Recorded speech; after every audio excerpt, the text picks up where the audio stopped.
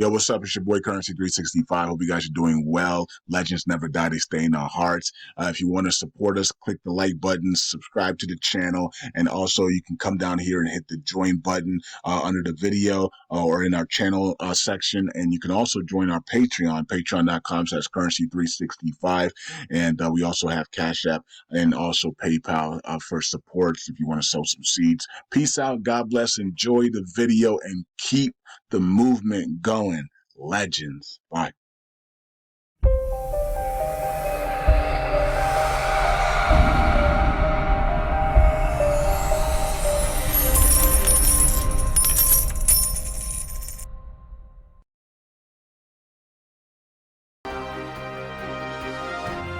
Hey everyone, welcome back to Newsroom. I'm Chella Smith with your Middle East U.S. entertainment news on YouTube. I air on Fridays. I bring you the latest on reforms and economics of Iraq based on reports put out by the Middle East news media outlets. I do this weekly review and it's based off my interests. Thank you everyone for joining me. Last week we talked about exchange rates, digital transformation, the banking sector, parallel markets.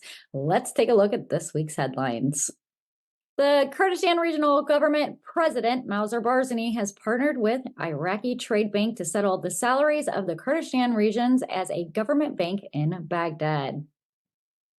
Rafidain Bank has introduced a comprehensive banking system in its branches in Karbala and Mosul. Rafidain Bank has announced the implementation of comprehensive banking systems in the Indian branches of Holy Karbala and Asiri in Mosul. The bank aims to transition from paperwork to electronic transformation and is working towards including all branches of the bank in the digital transformation plan. This is in line with the government's priority of electronic transformation in financial transactions, reducing redundancy and time spent on transactions. And the Parliamentary Finance Report on the budget schedule is expected to be presented to Parliament within 72 hours. Deputy Chairman of the Relative Finance Committee, Aman Mauser Al-Jabari, expected to send the 2024 budget schedule to the House of Representatives within 72 hours, stating that the committee is ready for the schedule and will not take more than 20 days to resolve it. Jordanian and Palestinian banks have reported taking over the Iraqi dollar. The Central Bank of Iraq has granted license to Jordanian banks to deal in dollars and limit foreign transfers, causing the economists to worry about losing control of the Iraqi banking system. The U.S. Treasury has imposed sanctions on Iraqi banks due to smuggling the dollar to Iran, leading to foreign banks dominating the financial arena. Experts Ahmad Al-Tamimi warns that the Central Bank of Iraq should negotiate with the U.S. Treasury to grant exceptions to some Iraqi banks and not limited dealings in dollars to Jordanian banks.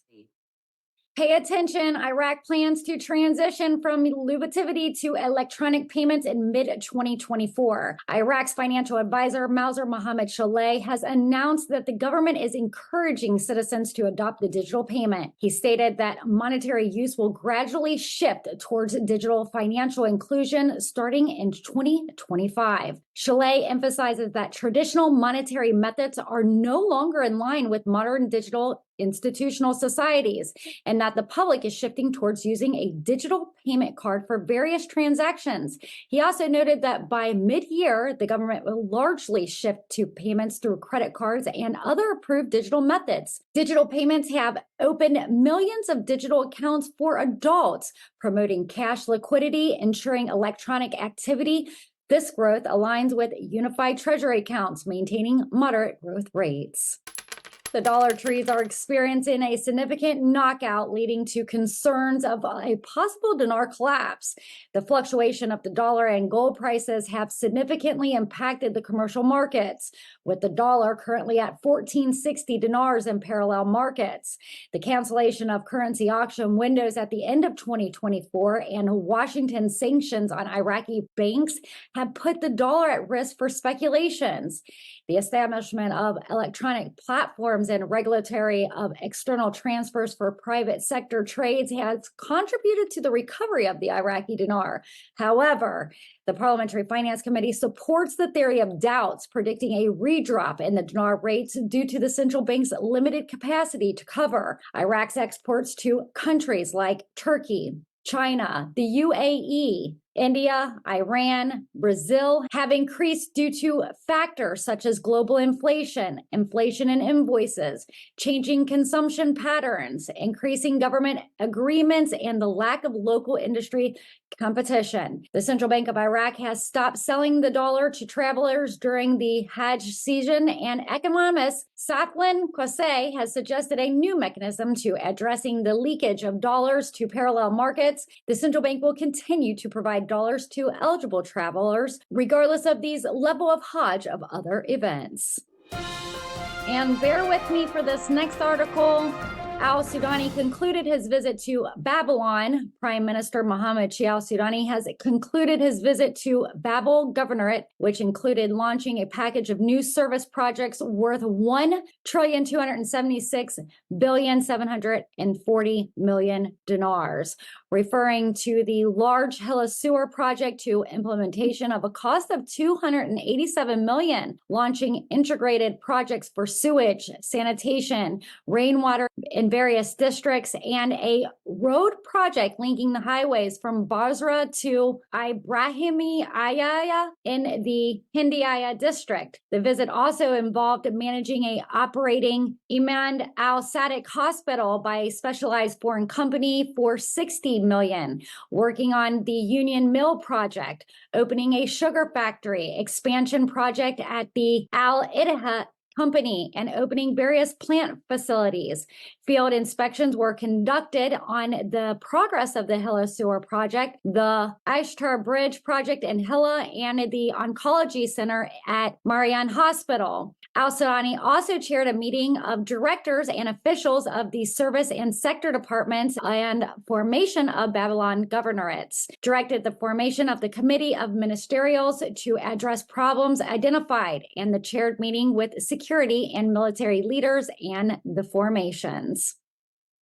And the House of Representatives have decided to extend the legislative term by 30 days. They were saying that the House of Representatives presidency has extended the current legislative term by 30 days, and anticipated by the Parliamentary Finance Committee, the extension comes aimed at the political movement to elect a new speaker, necessitating the continuation of parliamentary work. The central bank governor has informed the French ambassador that the proposed restructuring of the government banks will significantly alter the banking sector landscape. Iraq's central bank governor Ali Mohsen Al-Alaq has announced plans to restructure government banks, which could significantly change the country's banking sector. The plan, supported by Prime Minister, is expected to change the country's banking landscape. Ali Al-Alaq also highlighted the rapid development in foreign transfer operations and trades, which are receiving praise from international organizations.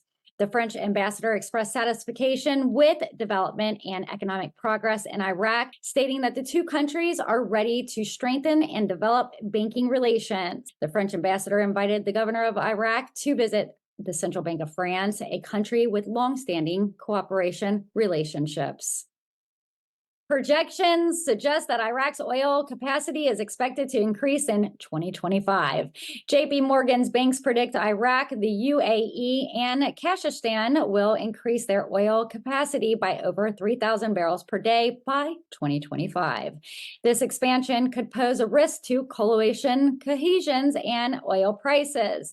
Analyst Natasha Kaneva warns that OPEC's main issue lies in 2025, as supply restrictions may not address imbalances. Brent crude prices are expected to remain between $75 and $90 per barrel, with an average price reaching $82 per barrel in 25.